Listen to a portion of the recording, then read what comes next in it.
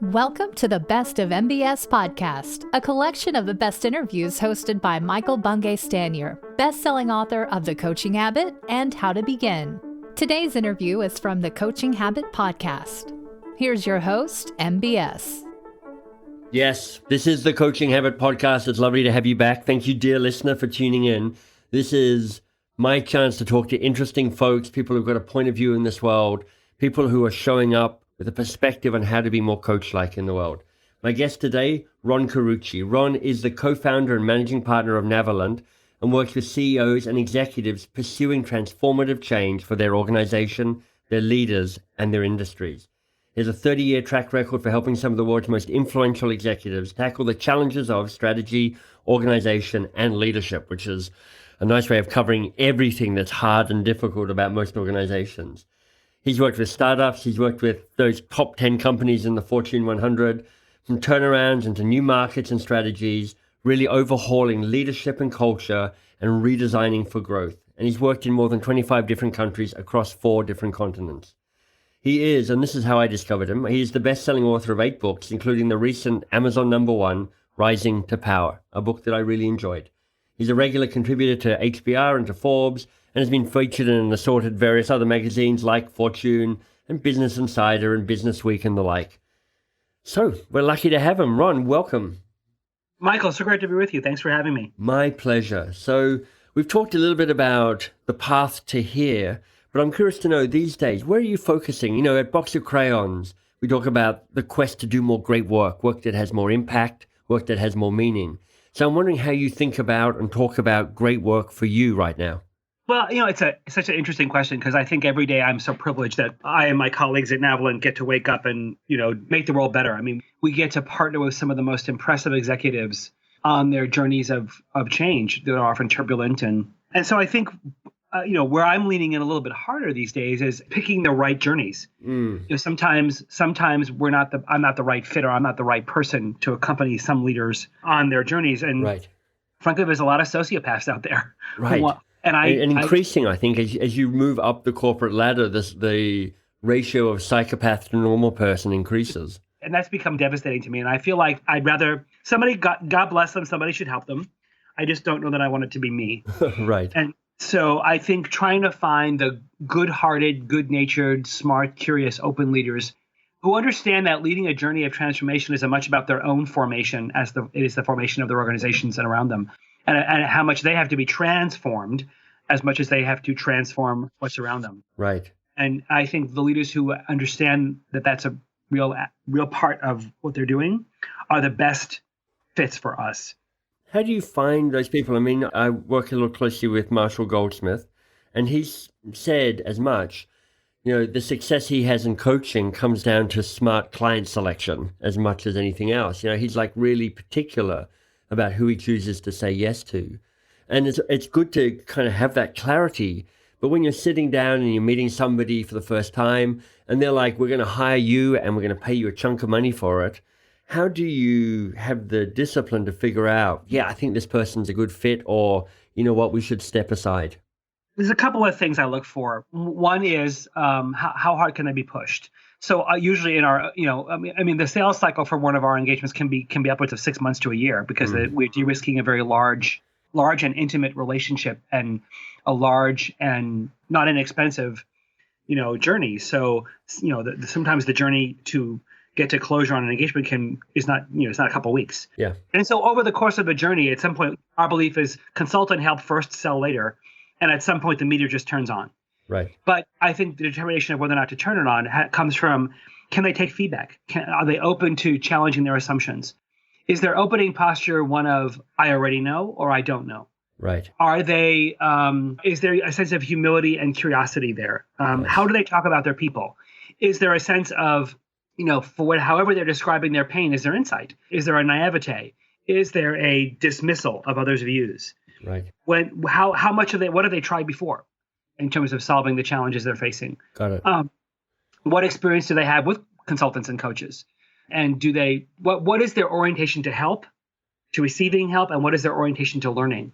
Right. And I think once you begin to size up those kinds of things, I think you're getting a picture of what kind of journey is this going to be. Nice. How do they make decisions? How do they construct choices? Are they hyper impulsive? Are they overly reflective and overly data driven? Is there a blend of how they include others and trust their gut? And what are you looking for as red flags? Because for me, if you're like, okay, are you intuitive or are you data driven? I'm not sure if I'm in the process of selecting a client that's going to influence me one way or other. It's good data to know the impact they're having, but is it going to influence whether I say yes or no to them as a client? Not for me. But there's other things that you flagged where I'm like, yeah, the way you've just been dismissive of your team or your boss, and that you've shown up with a kind of cynical sarcasm around that. That's maybe a red flag for me. So, are there 2 or 3 particular red flags? It's like, oh, I see that. Let's slowly back out of the room at this stage. Sometimes I actually run out of the room. Right. The presence of pathology, right? So am I seeing a real undiagnosed deep sense of narcissism here? How many questions do they ask versus how many declarative sentences do they make? Nice. Are they trying to tell me that they already have the answer? Right. How fearful are they? Is there levels of fear that reach neuroticism or paranoia? So if there's any sense of pathology there, then I'm going to refer them to a clinician. Yeah, nice. That's super helpful. Thanks, Ron. Now let me shift the focus a little bit, because I am always interested in talking to smart, accomplished people like you. But I'm also interested to know how they got there, because I've got a hypothesis, which is there have been moments on the journey to get here where you've taken a left turn instead of a right turn, and it's made all the difference. The phrase, the quote, so I don't know who said it, but I love it. Inspiration is when your past suddenly makes sense. So, if you look back on your journey so far, what have been the crossroad moments for you that have taken you from wherever you were to being author, writer, influencer, coach now? It's funny. Sometimes I think of those crossroads as more like hairpin turns. But there's been a couple.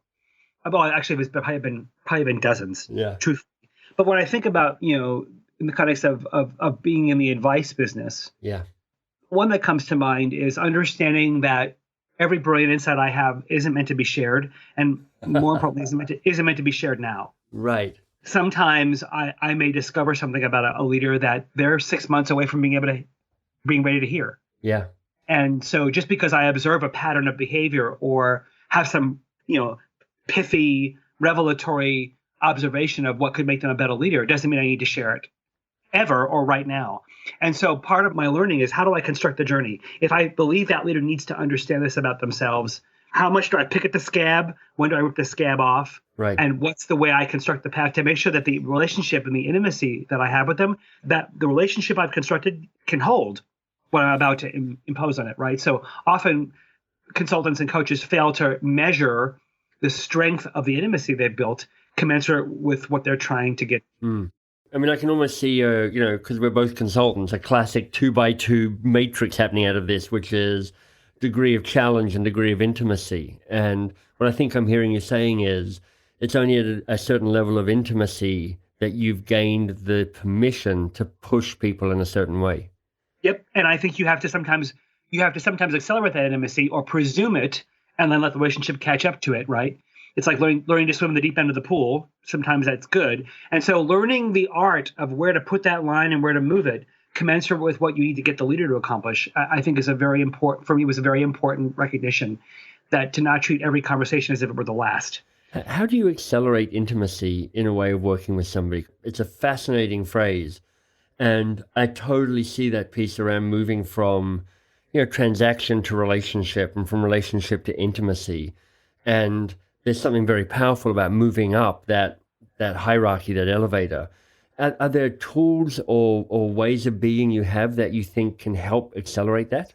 Yeah, I wrote a piece in my Forbes column called "These Connections Will Make You Very Influential," and it's really about the theory of attachment, right? So it looks at 6 dimensions of how do you measure attachment to somebody you're advising.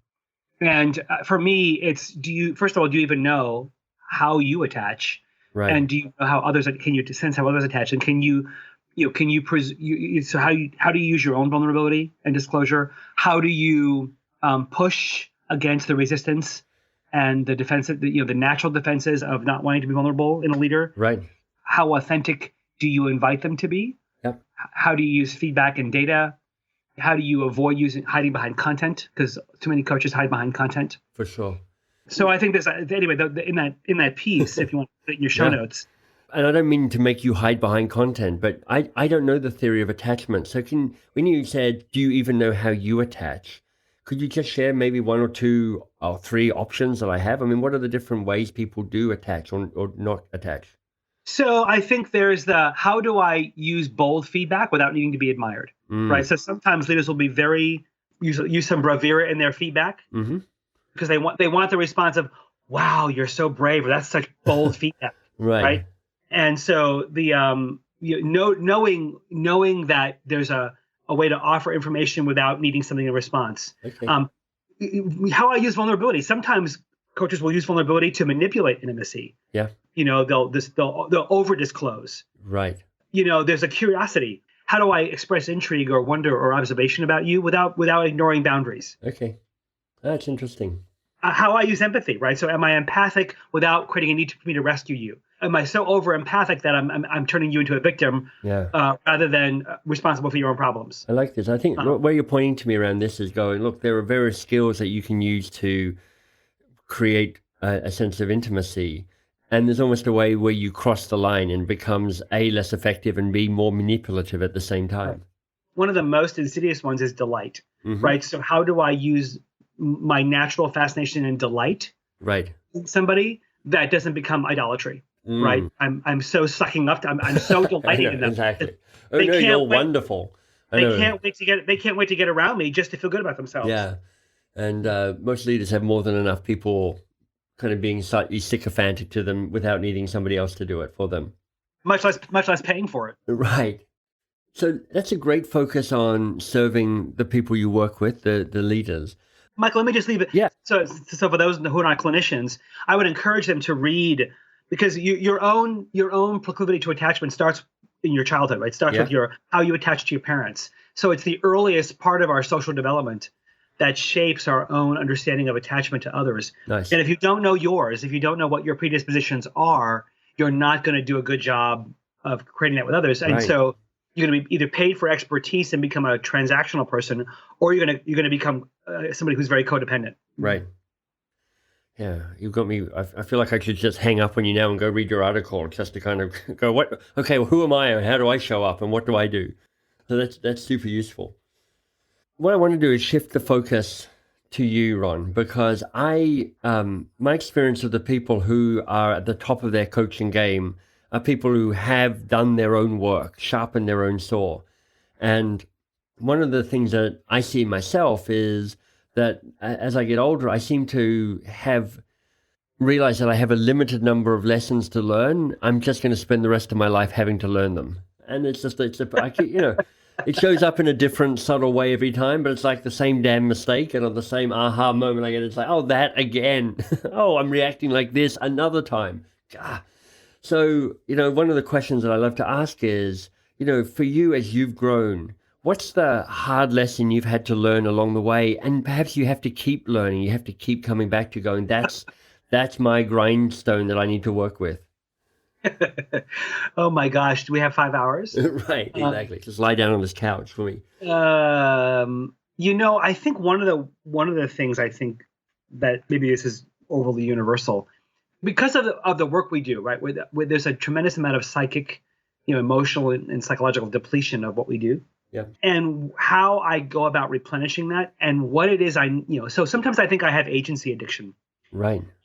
And so, we love to have impact, but sometimes the highs and lows of when you are or aren't having impact, or when something you do doesn't work, or when somebody rejects your advice, how do you personalize that enough to learn from it, but not so much that it can be debilitating or discouraging or frustrating, you get triggered, right? So right. Do I know when I'm triggered enough by an experience that doesn't go how I wished it would go? And flip side is when things go exceptionally well, when you have tremendous impact, how do you learn to enjoy that enough without overly indulging it and attaching so much of who you are to it that you can't separate it?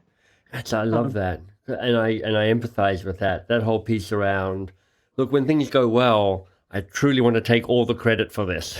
When things go bad, I want to blame somebody else for it not working. And I'm like, that's not a really mutually compatible stand. I may blame myself. I mean, I may get very self-contemptuous when something goes well, and sort of become overindulgent in my own inadequacies and shortfalls, and wonder what I could have done differently, or it's not fair.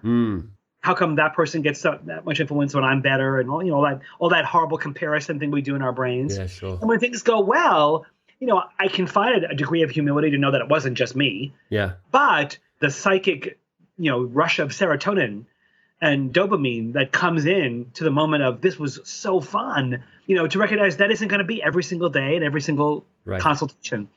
And to let that just be okay, to be in those moments, enjoy them, be grateful for the chance to have had impact, and move on. Yeah, I love it. Thank you. That's super helpful. I mean, this is just a powerful conversation for me, reflecting on my own patterns and my own lessons around this. So thank you for that. Yeah. Ron, you're an accomplished coach and a thought leader in this space of leadership and power and control. I notice that many experienced coaches tend to have a few really tried and tested processes or tools or methods that they use. They've got a range of different ways of supporting the people with whom they work, but often there's one or two things that they go, I just love this. I love this approach. I love this exercise. I love this, whatever it might be. I'm wondering what's true for you around that. Do you have one or two favorite tools that you're like, this is one of my go-tos? So one of my favorite tools is to have no tools. Right. And it's because I sometimes I see the extreme of coaches being so tool-driven, so methodology-driven. Yeah. And so rule number one in great impact is context. Right. And so I see so many, if you look at the failure of coaching engagements and why it's usually almost always a failure of context. So, on our website, if you go to our website, we have a coaching model. We have we call it executive development intensive. What are the phases of work to guide an executive to a different place? So a couple of the frameworks that I'd share, and we have a free ebook on this as well. If folks want to download it on leading transformation. Our code language for change is within, between, and among. Okay. So as we are gauging a transformational journey, we are looking at three different layers of change. One is within. So I'm examining within the leader their own narratives, their own triggers, their own transference. What are the places in there that shape their own behavior, and how aware of them are they? Right. The second is between. So who are the critical stakeholders to that leader, their bosses, their peers, their customers, suppliers? Who are the critical adjacent organizations? So if they're leading a supply chain, who is the head of marketing? If they're leading sales, who is the head of finance? Right. So I look at the between spaces, the crevices where relational fungus and rivalry can grow. And then I love that phrase, relationship fungus. That's perfect. And then I look at the among. So I look at the systemic factors. What are the cultural influences? What are the industry influences? What are the technological influences? And what we know about change is that change, for it to stick, has to happen on all three levels. Right. Within, between, and among. And too often, coaches focus on the within. Right. And not even that deeply, right? So we all know Stephen Glass's article about the very real dangers of coaching because there was no clinical lens. Right. It's a classic every coach should read. But if you're not anchoring that work with that, if unit analysis is going to be an individual leader, it can never just be the individual leader. It's got to be those they're leading. It's got to be their department. It's got to be their strategy. It's got to be what's expected of them that year in their annual plan. It's got to be their history in the organization. It's got to be, the bosses to whom they are accountable. Right. So you have got to examine all that. You've got to anchor the engagement to their boss. Their boss has got to be a sponsor. So there's so many things about constructing a journey of change that are critical that you won't know what, should I use the LVI? Should I use Hogan? Should I use the ESCI? Mm-hmm. Should I, how much qualitative data do I need?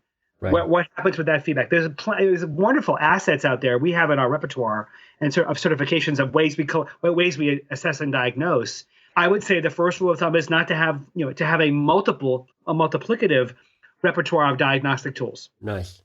So I love that you're pointing to the tool number one is to understand context, so you understand what tool number two might be. Mm-hmm.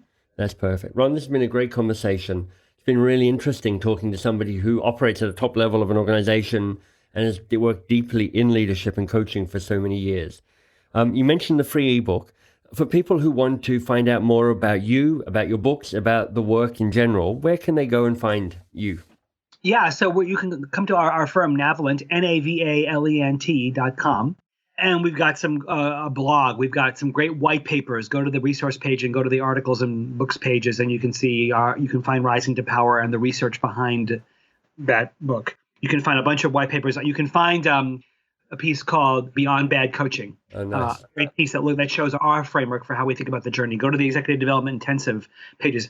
If you go to navalent.com/transformation, that's where you'll find our free ebook on leading transformation in organizations, and you'll find our framework for within, between, and among. You can find, we have a free magazine, a quarterly magazine called the Navalent Quarterly, where we have all kinds of rich perspectives on leadership, organization, and strategic challenges that you can sign up for, and we'd love to have you part of that learning journey. I'm on LinkedIn. Yep. Twitter is at Ron Karucci. So let's keep the conversation going. Love it. Ron, thank you so much. Michael, my pleasure. Thanks for having me. We hope you enjoyed this Best of MBS interview. Want more great content? Head to mbs.works. There you'll find MBS's new podcast, 2 Pages. You can learn about his best-selling books, and you can join the newsletter. That's mbs.works. Sign up for my newsletter at mbs.works. It's a short weekly newsletter, and at its heart is the distillation, a short article about a key tool that will help you be a force for change. You can sign up at mbs.works.